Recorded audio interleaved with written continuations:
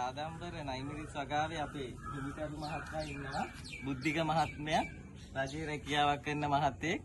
ඔබතුමා මේක ගැන පොඩි විස්තරයක් කියන්නකෝ. මේක කොහොමද නඩත්තු කරන්න කොච්චර කාලයක් යනවද? මේක නම් මාස 2ක විතර මාස 2යි කිසිම දෙයක් ඉතින් දන්නේ නැතුව තමයි මේක පටන් ගත්තේ.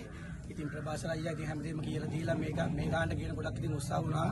ඇවිල්ලා බලනවා. ඉතින් අපි ගොඩක් සල්ලි ඉදන් කරාට ඉතින් හැමදේටම වඩා සාධාරණ දෙයක් හම්බුනේ ඉතින් අයියාගෙන් තමයි. බෑග් දීලා ඉතින් අත්හැරියේ නැහැ කියලා දීලා හැමදේම කියලා දීලා ඉතින් මේතෙන්ට ගන්න ගොඩක් ඉතින් උදව් කරා. ඉතින් මම නම් කියන්නේ ඉතින් ඕනෙක් කෙනෙක් බය නැතුව ඉතින් මේක කරලා බලන්න පුළුවන් ඉතින් අයියා වගේ කට්ටියකින්.